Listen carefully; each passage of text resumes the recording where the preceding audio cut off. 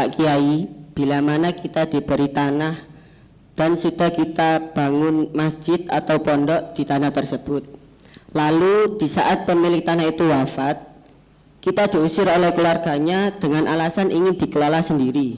Nah, bagaimana pendapat Pak Kiai atas hal tersebut? Ada orang dipasrahi tanah oleh seorang, misalnya aja seorang haji gitu ya, yang cukupan kaya sehingga punya tanah yang cukup lebar, kemudian diberikan kepada seseorang. Tapi pemberiannya itu secara lisan ya. Nah, kemudian yang menerima biasanya di kalangan ustadz itu ya, menerima. Sudah akhirnya dibangun, entah itu dibangun pesantren, dibangun majelis taklim, dan juga di situ ada masjidnya. Nah, setelah berjalan 10 tahun, 15 tahun gitu, Pak Hajinya meninggal dunia. Kemudian oleh keluarganya diminta itu ya. Nah, diminta mau dikelola sendiri, sehingga sang ustadz ini yang membangun di situ sejak awal dari mulai tanah kosong, kemudian bisa dikatakan diusir lah, gitu ya pertanyaannya. Iya Pak Kiai. Pertama, kesalahan sang ustadz ini banyak juga terjadi. Kesalahan sang ustadz di sini, dia hanya menerima penyerahan itu secara lisan. Ini salah besar kalau hidup di zaman sekarang. Begitu. Ini ya mohon maaf, ini ustadznya kurang pinter menurut saya. Ustadz yang pinter karena hidup di zaman modern, maka semestinya dia minta surat yang jelas. Terserah pilihannya, mau surat wakaf atau surat hibah.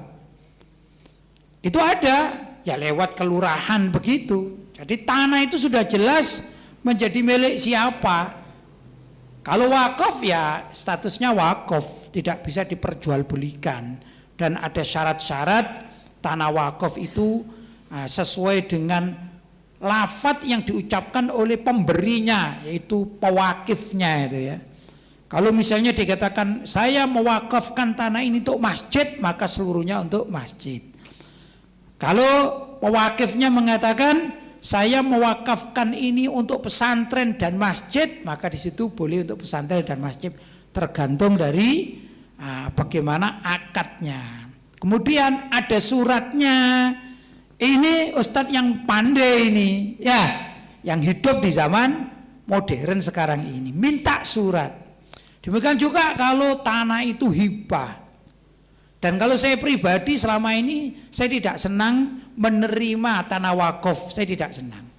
Saya pernah disodori beberapa surat wakaf, ya saya lihat saja, oh masya Allah gitu. Mudah-mudahan manfaat untuk umat Islam. Begitu aja saya. Tapi saya disuruh milih sejak dulu itu tidak pernah mau saya tanah wakaf. Kemudian saya katakan, loh kalau Bapak mau ngasih saya ya hibah. Apa itu hibah? Hadiah dengan surat resmi hibah. Kalau hibah itu maka menjadi hak milik saya. Dan saya katakan kepada pemilik tanah, saya ini rumah pribadi saja saya jadikan pesantren, apalagi ada tanah hibah. Tidak bakalan saya jadikan bisnis begitu. Tapi kalau Bapak tidak percaya, ya sudah, saya sudah cukup apa yang ada ini. Tapi kalau Bapak percaya, dihibahkan pada saya, maka saya minta surat hibah. Nah kalau itu sudah diberikan surat hibah, barulah dibangun. Kalau sudah dibangun dengan surat yang jelas sesuai dengan aturan negara, maka keluarganya setelah ditinggal oleh sang pemilik tanah itu tidak bisa menggugat, tidak bisa mengusir. Begitu. Andai kata kita yang sudah memiliki surat wakaf ya, atau surat hibah itu diusir, kita bisa memenjarakan ini pengusirnya itu. Tapi kalau kita akadnya secara lisan saja, walaupun disaksikan orang satu kampung misalnya, maka masih tetap bisa diusir karena kita tidak mempunyai surat bukti kepemilikan, baik itu kepemilikan hibah atau serah terima sebagai tanah wakaf.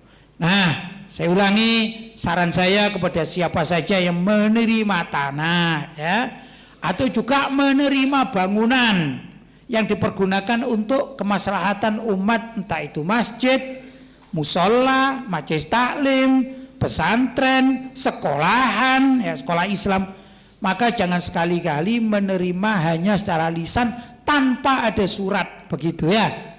Nah, kalau misalnya kita memang terpaksa diusir, gimana lagi? Kalah dalam pengadilan, kita diusir, ya kita yakin alhamdulillah bangunan yang kita usahakan itu tetap pahalanya mengalir kepada kita sampai kapanpun ya.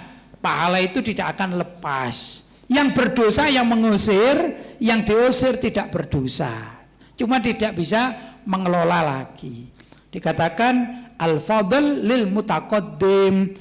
Kemuliaan di sisi Allah itu adalah bagi orang yang memprakarsai. Ya, jadi kalau ustadz tadi diusir, dia sudah memprakarsai, bahkan sudah membangun satu gedung, maka pahalanya tetap di hadapan Allah, dia pemilik pahala. Begitu ya. Nah, karena itu anjuran saya sebaiknya kita lengkapi surat-suratnya, jadi kita mendapatkan kenikmatan, kesenangan hidup baik di dunia. Di dunia itu yang menguasai tanah itu memang sifat manusia, dan mendapatkan kesenangan hidup di akhirat, yaitu kitalah yang memulai pembangunan tempat pendidikan Islam, pesantren atau tempat ibadah tersebut. Begitu caranya.